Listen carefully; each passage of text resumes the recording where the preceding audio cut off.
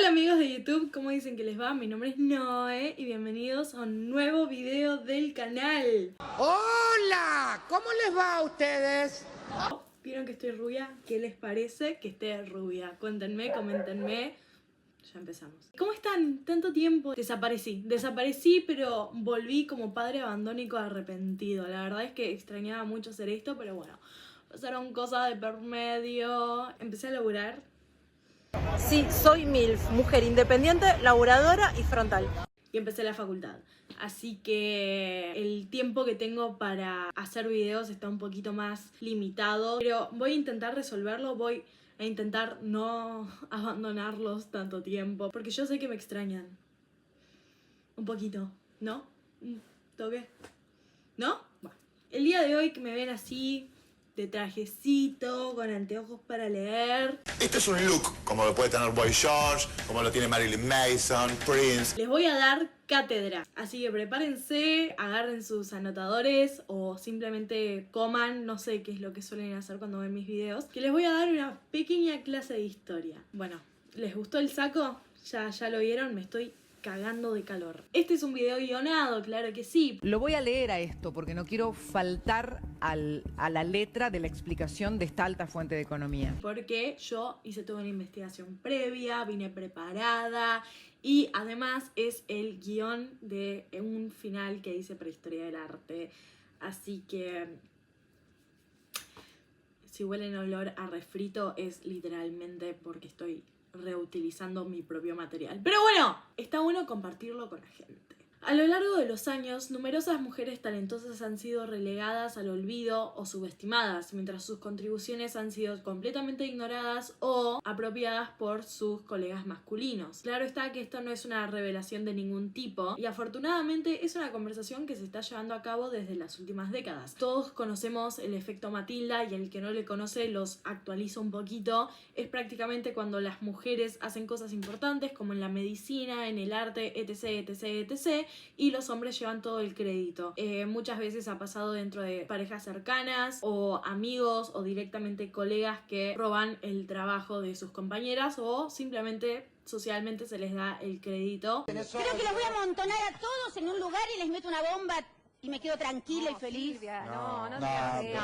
Y gracias a Dios estas conversaciones se han tenido a lo largo de las últimas décadas. Sin embargo, personalmente suelo notar un pequeño patrón bastante importante cuando se habla de estos temas, especialmente cuando se habla de las artistas, que es de nuevo el tema del video de hoy. Y es que en la gran mayoría de las veces se siguen reconociendo a estas mujeres como las víctimas de estos artistas que les roban, no como sus propias personas, ni mucho menos por sus obras, como fue el caso de Françoise Gillot, una de las tantas parejas de Pablo Picasso. Los casos de abuso de Picasso se han dado a conocer desde hace ya unos años y afortunadamente en el mundo artístico esto ya no es un secreto culposo, o al menos no tanto como lo solía ser, aunque esto no sucede a niveles académicos, es decir, se sigue representando a Pablo Picasso como la mejor persona y el mejor artista del mundo cuando no es ninguno de los dos casos. Pero, como mencioné anteriormente, a pesar de ser reconocido como un abusador, nunca se detalla la vida de estas mujeres más allá de ser las parejas,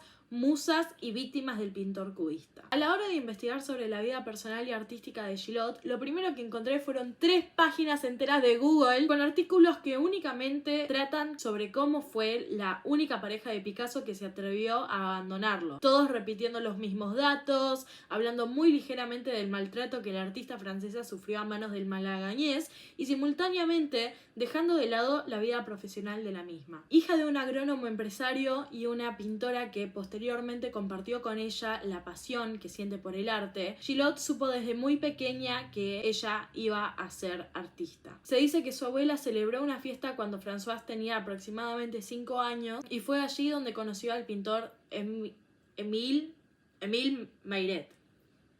Este tipo, con quien el padre de Françoise desarrolló una relación estrecha y Françoise a menudo se unía a ellos para visitar su estudio. Según Lisa Stevenson, la jefa de Sotheby's, Tras la venta de Paloma a la Guitare, una de las obras más famosas de Françoise Gillot, ella dijo que no es muy sabido que el compromiso de Gillot con el arte estuvo presente mucho antes de su relación con Pablo Picasso y lamentablemente a menudo quedó a su sombra. Y sí, es necesario mencionar que Pablo Picasso influenció la obra de Françoise como pintor cubista. Sin embargo, ella desarrolló un estilo propio y logró destacar por ello. Evitaba los bordes afilados y las figuras angulares que Picasso solía utilizar y en cambio utilizaba formas orgánicas. Algunas de mis obras favoritas de ella son Daphne de 1991, The White Shadow de 1954 y The Philodendron.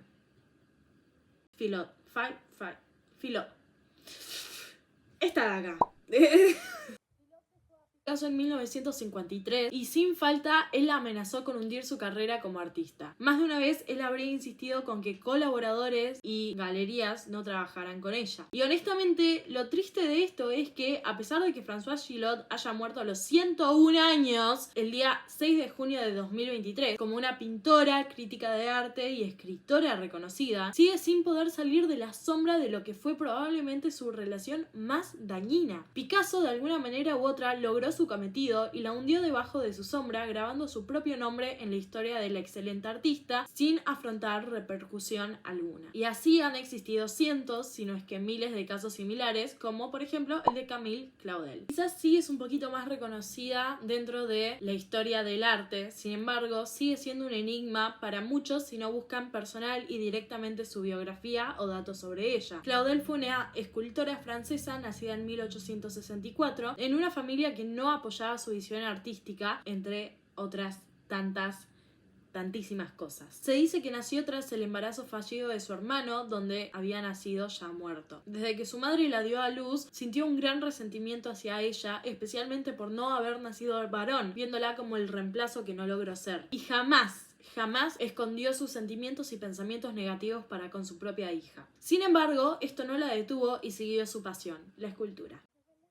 Estaba moldeando en el barro y ya se veía su capacidad para reflejar en ese material los rostros de sus seres queridos. Un juego que disfrutó hasta hacerse mayor y que no gustó para nada a la familia. A una edad temprana fue admitida en una academia parisina, uno de los pocos institutos que permitían estudiantes mujeres. Y fue allí donde conoció a su mentor y luego amante, Auguste Rodin, quien se percató de su talento y la convirtió en su aprendiz. Fue en el taller de Rodin que pronto colaboraría en obras de la magnitud del Pensador para el tímpano de la Puerta del Infierno. Claudel había probado una y otra vez su capacidad, técnica y talento a la hora de entender a la anatomía humana y adaptarla en sus propios trabajos, de manera tal que el mismo Rodin le encargaba hacer las manos y pies de sus obras, aunque no me sorprendería si ella hubiese hecho obras completas y él se haya llevado todo el crédito. Y es que, lamentablemente para el artista, ella se había convertido en tan solo el aprendiz de un hombre con gran renombre en la industria, en una época en la cual el machismo era palpable en todo lo que rodeaba a las mujeres. La sombra de Auguste Rodin era lo suficientemente grande y oscura para ocultar y consumir a Camille, pero la dedicación del artista fue más grande y con el tiempo logró destacar por su propio estilo bajo sus propias obras. Camille destacaba por su belleza plástica y expresividad. Esta obra de acá, que no sé cómo se pronuncia porque está en francés y yo francés no sé,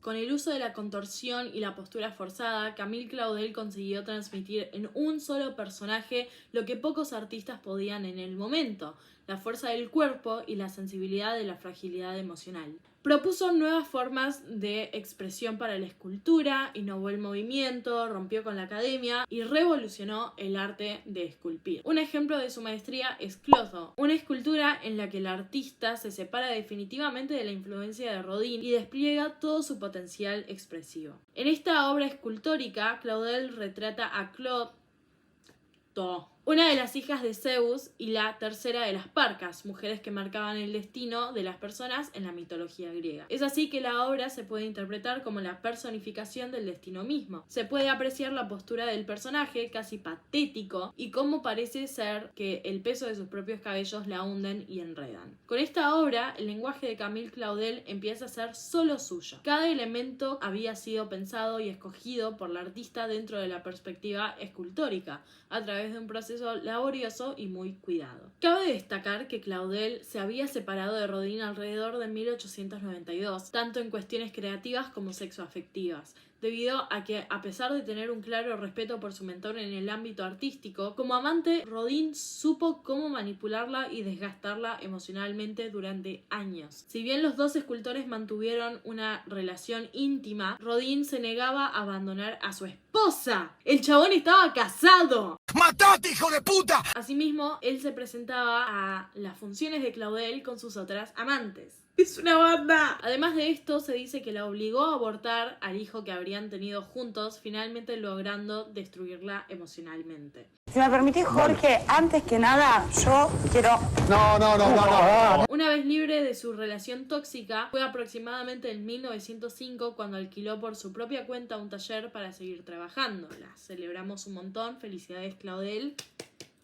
Besos. Sin embargo, es acá cuando se le empezó a tratar como una paciente psiquiátrica, a pesar de haber sido internada a la fuerza por su madre y hermanos 10 años más tarde, llamándola delirante. Un brote psicótico, ¿no? Fue un brote psicótico con delirio místico. Con delirio místico. Porque claro, ¿cómo se atreve una mujer a tener autonomía en su propio trabajo? Seguramente estaba sufriendo algún ataque de manía persecutoria con delirios de grandeza. Así fue como Camille pasó los últimos 30 años de su vida en un asilo psiquiátrico, siendo aislada por completo de su vida y carrera y abusada por un sistema que, bien se sabe, practicaba exámenes que hoy serían considerados inhumanos en sus pacientes hasta al final morir a los 78 años. No obstante, la historia del arte no solo se ocupa de ocultar o ignorar casos de violencia y abuso con tal de mantener en un pedestal a sus artistas favoritos, sino que también ignora datos históricos con tal de no quitarle protagonismo a los hombres.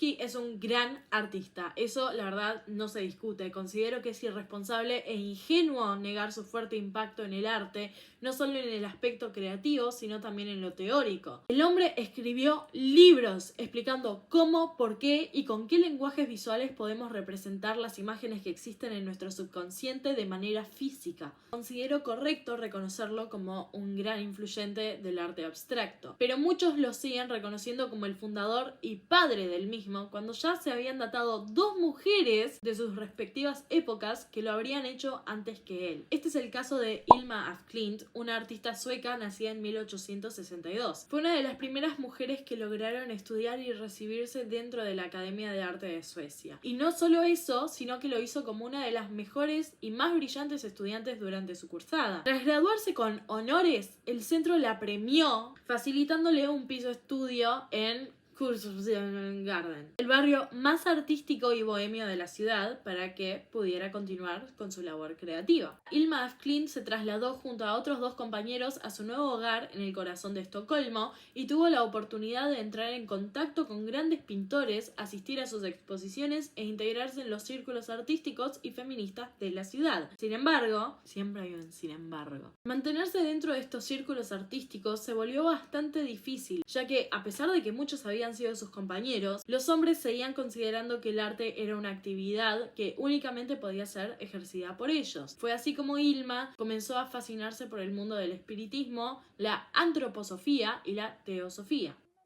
Creó al grupo de The Femme o las 5, un pequeño círculo social conformado por ella y 4 mujeres más que cada semana se reunían para tener sesiones de espiritismo. Se dice que en una de estas tantas sesiones, uno de los espíritus con los que se comunicaban les pidió que retrataran lo que veían en el mundo espiritual, oferta que las otras 4 rechazaron, pero que af Klint aceptó. Hilma comenzó este proyecto en 1905, 5 años antes de que Kandinsky siquiera presentara su primer libro acerca del espiritismo. espiritualidad y por ende la abstracción en el arte en 1911. Fue entonces que comenzó su carrera como artista abstracta y como escritora, porque años después de haber trabajado con este género pictórico, entre 1917 y 1918, la artista decidió parar su creación y se dedicó a investigar y estudiar su propia obra, tratando de entender el universo que había pintado hasta entonces. A raíz de este estudio, Hilma af Klint escribió un libro de casi 2000 páginas, titulado Estudios de la vida espiritual,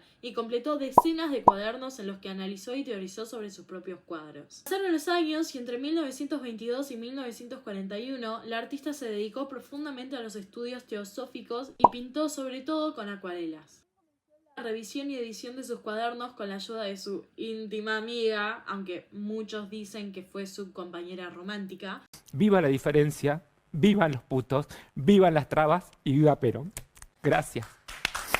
Anna Cassel, así se llama esta flaca. Durante este periodo, af Klint ideó un plan para construir un museo para mostrar qué hay más allá de la materia, y exhibió una pequeña parte de la serie de pinturas para el templo en la Conferencia Mundial de Ciencias Espirituales organizada por la Sociedad Antropológica de Inglaterra en 1926. Fueron muchas palabras. La artista había creado una obra sin precedentes, sin embargo sentía que la sociedad no estaba preparada para apreciar su arte. Motivo que en su testamento afirmó que no se expusieran sus obras hasta después de 20 años de su muerte. Hilma af Klint finalmente murió en el año 1944 y no fue hasta 1964, como ella misma había pedido, que su sobrino y último heredero abrió los enormes baúles en los que se había guardado toda su obra y en su interior encontró 1300 cuadernos, 124 libretas repletas de anotaciones y 26.000 páginas escritas a máquina. En 1986 se celebró la primera exposición dedicada a la obra de Hilma af Klint en Los Ángeles. Sin embargo, por aquel entonces Kandinsky, Mondrian y Malevich ya se habían consolidado como los padres del arte abstracto, y ella, lejos de ser reconocida como pionera del mismo, quedó relegada a un segundo lugar. Pero incluso antes de Hilma existió otra mujer que había comenzado a pintar arte abstracto, Georgiana Houghton, nacida en 1814. No fue hasta el año 2016, o sea,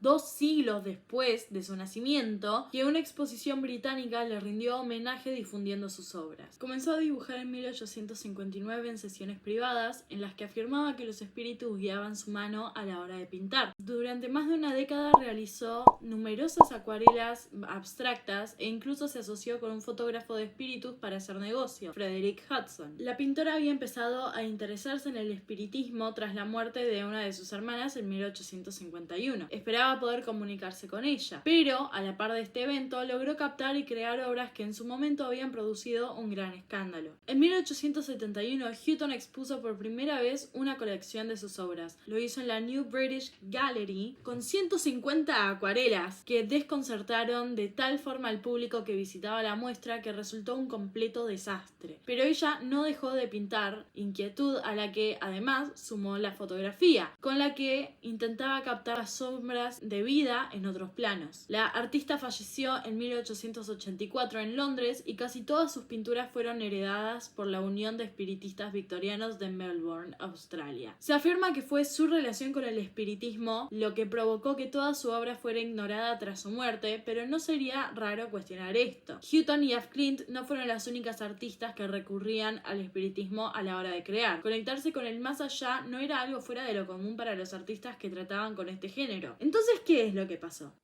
Mencionando y teniendo en cuenta que este es el fin principal de este video, la historia teme exponer un poquito de información de más que quite a sus héroes de los pedestales en los que fueron puestos. Me imagino lo indignante que debe ser que la obra de Vasily Kandinsky sea cuestionada porque mujeres antes que él hicieron algo más revolucionario.